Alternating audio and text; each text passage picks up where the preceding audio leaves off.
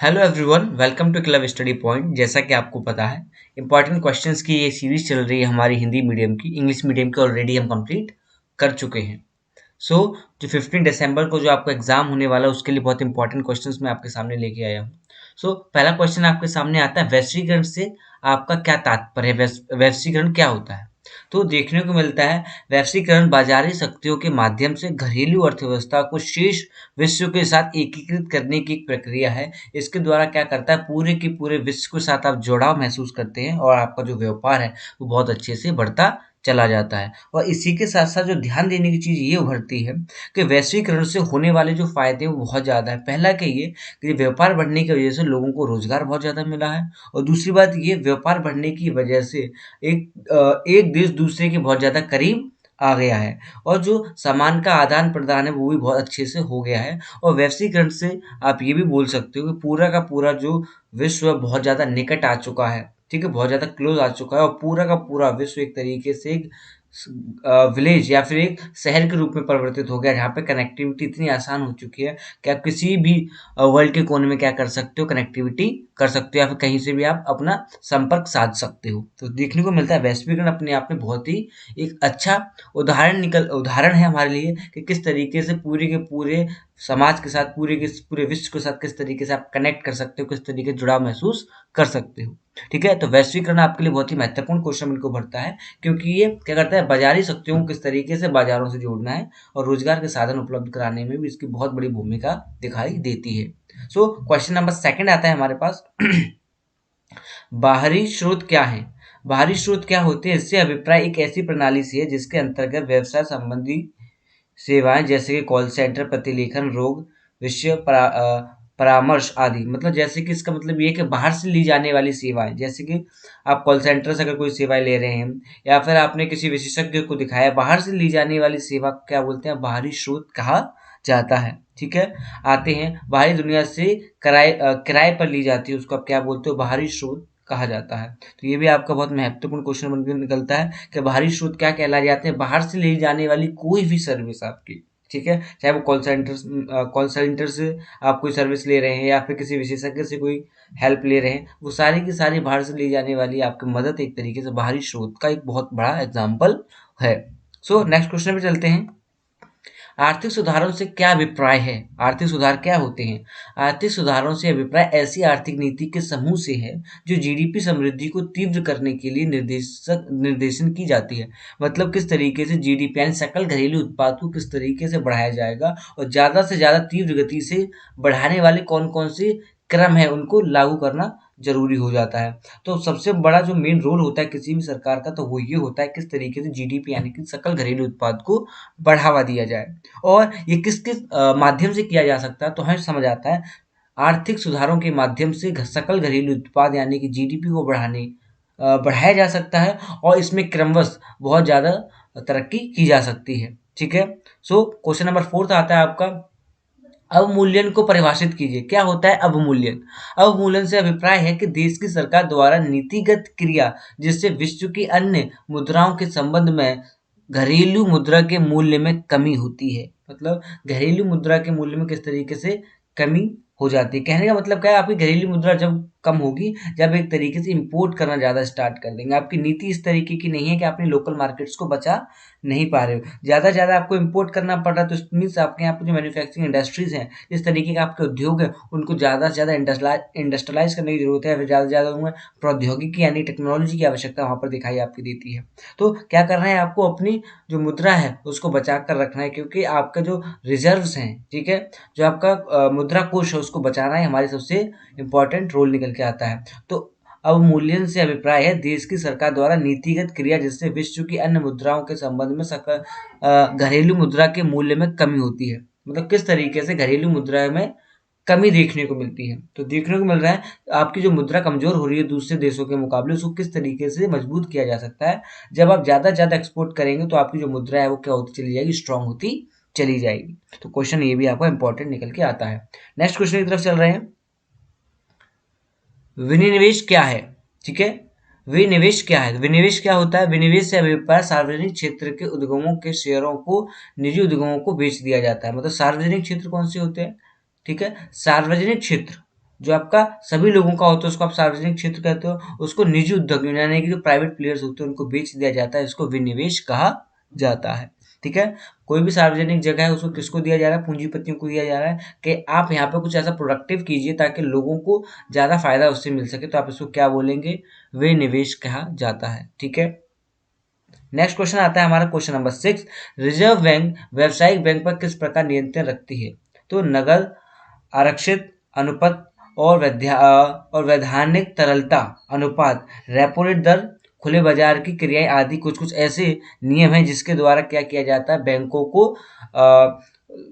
ज़्यादा से ज़्यादा जो आपका लोन होता है उसको बांटने से रोका जाता है, क्योंकि ज़्यादा से ज़्यादा लोन बांट दिया जाएगा तो देखने को मिलता है पूरी की पूरी मार्केट में जो कैश का फ्लो बहुत ज़्यादा बढ़ जाएगा, और जब भी कैश का फ्लो ज़्यादा बढ़ जाता है तो देखने को मिलता है डिमांड बढ़ती चली जाती है, और जब भी डिमांड बढ़ती है तो इन्फ्लेशन, महंगाई बढ़ जाती है। तो सरकारों का काम होता है किस तरीके से इन्फ्लेशन को कंट्रोल किया जाए, किस तरीके से महंगाई को कम किया जाए, तो देखने को मिलता है आरबीआई और गवर्नमेंट, ठीक है, आरबीआई यानी कि जो रिजर्व बैंक ऑफ इंडिया और सरकार दोनों मिलकर इनका काम ये होता है किस तरीके से महंगाई को कंट्रोल में रखा जाए, इन्फ्लेशन को कंट्रोल में रखा जाए, क्योंकि देखने को मिलता है जो मिडिल क्लास जो लोग हैं उन्हीं की वजह से हमारी इकोनॉमी पूरी अच्छे से रन कर पाती है, तो उनको ज़्यादा परेशानी नहीं होने देनी, महंगाई ज़्यादा नहीं होने देनी, कंट्रोल उसको करके रखना है। इसी वजह से इस तरीके के जो रेपो रेट है आपका, इसको आप इंग्लिश में CSLR और डिफरेंट काइंड्स ऑफ थिंग्स कहते हो, ये भी क्या करती हैं, आपकी बढ़ती चली जाती हैं। ठीक है, नेक्स्ट आता है आपका प्रशुल्क क्यों लगाए जाते हैं, प्रशुल्क क्यों लगाए जाते हैं, इसके पीछे क्या कारण है। प्रशुल्क घरेलू उद्योगों को संरक्षित करने तथा आयातों को प्रतिबंधित करने के लिए लगाए जाते हैं, मतलब ज़्यादा से ज़्यादा टैरिफ इसलिए लगाए जाते हैं, ज़्यादा से ज़्यादा टैक्स इसलिए लगाए जाते हैं, प्रशुल्क इसलिए लगाए जाते हैं ताकि आप क्या कर सको, अपनी जो लोकल मार्केट्स उनको प्रोटेक्ट कर सको, क्योंकि अगर ज़्यादा से ज़्यादा सामान अगर आप खरीदते रहोगे, निर्यात करते रहोगे बहुत सा सामान, और निर्यात करने में दिक्कत ये होती है कि आपकी जो इंडस्ट्रीज है वो सही से ग्रो नहीं कर पाती, वो दूसरों के ऊपर डिपेंडेंसी उनकी बढ़ती चली जाती है। तो किस तरीके से दूसरों की डिपेंडेंसी को कम करना है, वो एक कारण निकल के आता है। प्रशुल्क एक ऐसा कारण है जिसकी सहायता से, प्रशुल्क की सहायता से आप क्या कर सकते हो, अपनी घर की लोकल मार्केट्स को बचा सकते हो, और साथ साथ जो बहुत सा सामान आप इंपोर्ट कर रहे हो, ठीक है, उसको भी क्या कर सकते हो, आप उसको खत्म कर सकते हो। इससे क्या होता है, आपकी लोकल मार्केट बची है, पूरा का पूरा जो साइकिल होता है इकोनॉमी का वो इफेक्टिवली रन करता रहता है। और प्रशुल्क इसलिए भी लगाए जाते हैं क्योंकि आपकी जो मुद्रा है वो लगातार गिर रही है, तो आपको क्या करना पड़ेगा, ज़्यादा से ज़्यादा एक्सपोर्ट को बढ़ाना होगा और इम्पोर्ट को कम करना पड़ेगा, तो प्रशुल्क वहाँ पे भी थोड़ा सा आपका रोल अदा करता हुआ दिखाई देगा। तो कुछ इंपॉर्टेंट फैक्टर्स हैं जिनको हमें समझते हुए चलना है, कुछ कुछ ऐसे कॉन्सेप्ट्स हैं जिनको समझना काफ़ी इंपॉर्टेंट है, क्योंकि अगर इन कॉन्सेप्ट को आप समझ लेंगे तो डेफिनेटली आपका आंसर एक बहुत अच्छे रूप में दिखाई देगा, आप बहुत अच्छे एग्जाम्पल उसमें लिख पाएंगे। जरूरी नहीं कि सारा रट के जाएं, अंडरस्टैंडिंग अपने आप में बहुत इंपॉर्टेंट होती है। नेक्स्ट पे चल रहे हैं, अर्थव्यवस्था का उदारीकरण किस प्रकार आर्थिक समृद्धि करता है, मतलब उदारीकरण किस तरीके से किया जाए, बोलते हैं लिबरलाइजेशन किस तरीके से किया जाता है। तो उदारीकरण में क्या करते हैं, बहुत से क्षेत्रों में छूट देते हैं या फिर उसमें पॉलिसी फ्रेमिंग करते हैं, अलग अलग चेंजेस करने की कोशिश करते हैं। इसी वजह से क्या होता है, जो पूरा का पूरा क्षेत्र होता है वो अलग तरीके से दिखाई देता है, और साथ साथ उसके अंदर पॉजिटिव चेंजेस भी हमें दिखाई देते हैं, और इकोनॉमी का जो साइकिल है बहुत अच्छे से स्ट्रांगली वर्क करने लगता है, और प्रति व्यक्ति आय बढ़ने लगती है लोगों की, और एक एम्प्लॉयमेंट की अपॉर्चुनिटी या रोजगार के जो साधन होते हैं वो उपलब्ध होने लगते हैं पूरी के पूरे समाज में। इसी वजह से देखने को मिलता है लिबरलिज्म यानी कि उदारीकरण बहुत ही इंपॉर्टेंट फैक्टर निकल के आता है किसी भी इकोनॉमी के लिए। देखने को मिलता है 1991 में लिबरलाइजेशन, प्राइवेटाइजेशन, ग्लोबलाइजेशन की जो नीति लाई गई जिसमें से उदारीकरण भी एक बहुत इंपॉर्टेंट फैक्टर था। ये उनके कुछ कारण हैं जिसकी वजह से आज जो हमारी जो इकोनॉमी है वो आज 5th स्पॉट पर दिखाई देती है वर्ल्ड में। तो बहुत से ऐसे फैक्टर्स हैं, चाहे आपका प्राइमरी सेक्टर हो, ठीक है, चाहे वो different kinds of service sector हो, कोई सा भी सेक्टर हो, उन सब में इनमें से आपको चेंजेस दिखाई देंगे। तो औद्योगिक संस्थान के लाइसेंसिंग उन्मूलन, मतलब लाइसेंसिंग राशि को किस तरीके से खत्म किया गया, उसके स्थान पर कौन कौन सी चीज़ों को लागू किया गया, ठीक है, किस तरीके से ट्रांसपेरेंट लॉज लाए गए, ठीक है, ये बहुत सी ऐसी चीज़ें निकल के आती हैं जिसकी वजह से पूरा का पूरा जो आपका क्वेश्चन आपका बन के निकलता है। ठीक है, व्यापार टैरिफ नीतियों में किस तरीके से तरलीकरण किया गया, कहने का मतलब किस तरीके से उनको कम किया गया, पहले बहुत कठोर थे अब उनको बहुत ज़्यादा सीधा कर दिया गया है, और जो आपके कर के जो ढांचे हैं उनको किस तरीके से सीधा किया गया, राजकोषीय अनुशासन किस तरीके से बढ़ाया गया, बैंकिंग क्षेत्र को किस तरीके से ब्याज कम करने के लिए कहा गया, ठीक है, क्योंकि ज़्यादा ब्याज देने की वजह से लोग लोन को एक्वायर नहीं कर पा रहे हैं और अपने बिजनेस को स्टार्ट नहीं कर पा रहे हैं। तो इस सारे के सारे फैक्टर्स के ऊपर हमने ध्यान दिया और उसी की वजह से हमारी पूरी की पूरी जो अर्थव्यवस्था है, पूरी की पूरी इकोनॉमी वो आगे बढ़ते चली गई। तो कुछ मोस्ट इंपॉर्टेंट क्वेश्चंस को हमने यहाँ पर डिस्कस कर लिया जो आपके एग्जाम से रिलेटेड है, बहुत ज़्यादा इंपॉर्टेंट है, आपके बोर्ड्स इवन प्री बोर्ड्स के लिए बहुत ज़्यादा इंपॉर्टेंट क्वेश्चंस ये हैं, ठीक है। और एक और क्वेश्चन हमारे पास आता है कि नई आर्थिक नीति यानी कि न्यू इकोनॉमिक पॉलिसीज किस तरीके से आलोचनात्मक समीक्षा कीजिए। मतलब जो न्यू इकोनॉमिक पॉलिसीज हैं उसके पॉजिटिव और नेगेटिव क्या क्या पॉइंट हो सकते हैं वो हमें समझना है। नई आर्थिक नीति की आलोचनात्मक समीक्षा में 1991 में शुरू होने वाले आर्थिक सुधारों के सकारात्मक तथा नकारात्मक दोनों पक्षों को हम समझते हैं। सकारात्मक प्रभावों को देखें तो अर्थव्यवस्था में आर्थिक क्रियाओं के स्तर में वृद्धि के रूप में देखा जा सकता है, क्योंकि ऐसा सकल घरेलू उत्पाद में वृद्धि को दर्शाता है। यानी कि जो आपकी ग्रोथ है, जीडीपी का जो सेक्टर है वो काफ़ी स्ट्रांगली आगे बढ़ता चला गया, इसी की वजह से हमारा देश भी आगे चल रहा था। तो ये आपका पॉजिटिव पॉइंट निकल के आता है। नेगेटिव में अगर बात की जाए तो नकारात्मक प्रभाव को क्षेत्रीय असंतुलता तथा आर्थिक शक्ति के केंद्रीयकरण के रूप में देखा जा सकता है। कहने का मतलब ये है कि सभी लोगों को different kinds of section societies होती हैं, हर तरीके का समाज है हमारे यहाँ पे, तो हर समाज को एक समान रूप से आगे बढ़ने का मौका नहीं मिल पाया 1991 के जो रिफॉर्म हुए उसमें। तो इसी वजह से नकारात्मक प्रभाव देखने को मिलता है, क्योंकि हम 140 करोड़ इंडियंस हैं तो सबको आगे बढ़ने का अधिकार है, किसी एक सेक्शन ऑफ सोसाइटी को नहीं। इसी वजह से देखने को मिलता है ये नकारात्मक प्रभाव में गिना जाता है।